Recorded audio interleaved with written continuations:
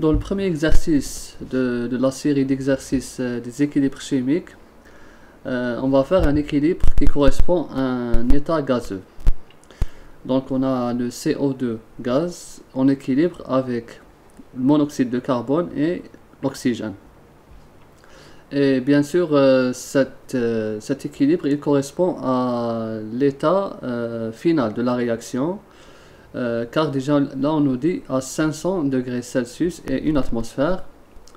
Il nous donne les pressions partielles de chaque constituant de l'équilibre, les trois constituants présents à l'équilibre. Quand on dit à l'équilibre, c'est-à-dire que la réaction a évolué et on est dans un état stable de la réaction ou bien état final. Voici les valeurs. Ensuite, un équilibre est caractérisé par une constante d'équilibre.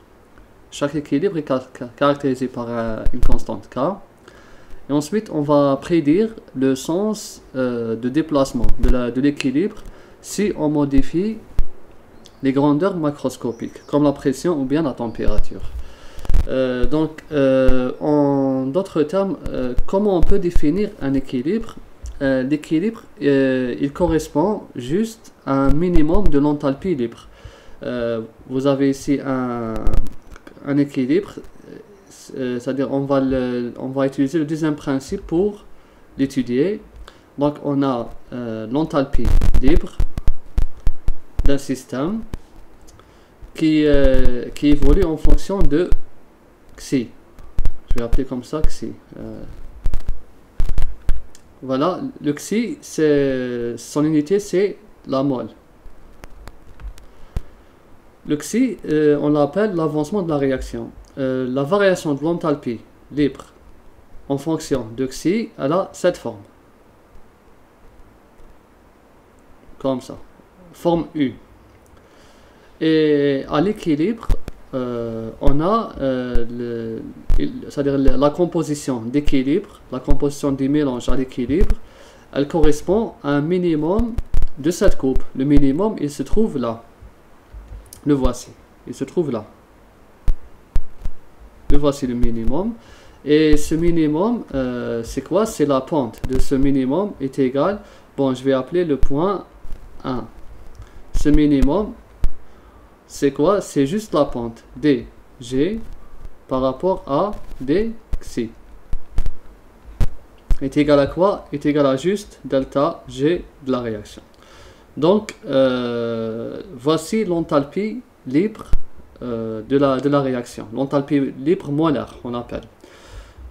Donc voilà, ici, c'est la variation de l'enthalpie du système en fonction du nombre de moles ou bien de l'avancement de la réaction Xi.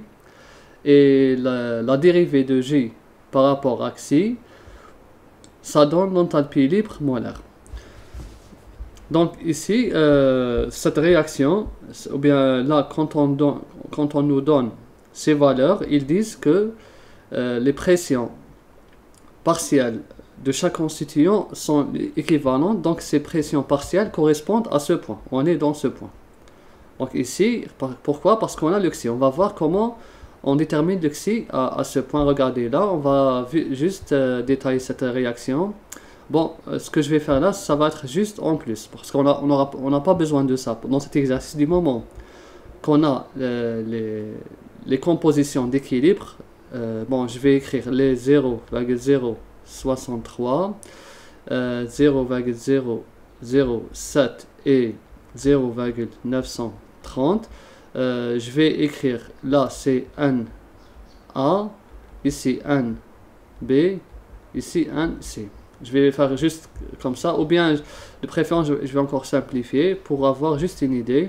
A, B, C, pour ne pas répéter la même chose. Le A et le B et le C, c'est quoi? C'est juste la composition à l'équilibre. C'est la composition du système à l'équilibre. Cette composition, elle correspond à ce point 1. Comment on peut la déterminer? C'est-à-dire, là, on nous a donné, c'est connu. Mais si ce n'était pas connu, si c'était à nous de déterminer, comment je fais? J'ai l'équilibre CO2 gaz en équilibre avec le monoxyde de carbone gaz plus 1 demi O2 gaz. Comment je fais? À T0, à T initial, en principe, nous avons que on a que le nombre de moles initial de CO2 que je vais appeler N initial. Et là, j'ai 0, 0. Ensuite, chaque réaction chimique tend vers un état stable. L'état stable, c'est l'état final. C'est-à-dire, on peut, thermodynamiquement parlant, on sait que chaque réaction, elle tend vers un état stable. Maintenant, à l'équilibre, c'est-à-dire à la fin de la réaction, je vais faire fin, j'aurai une partie qui a réagi de CO2, que je vais appeler moins Xi. C'est-à-dire moins Xi a réagi. Et là, j'ai formé plus Xi, et là, j'ai formé aussi plus 1 demi Xi.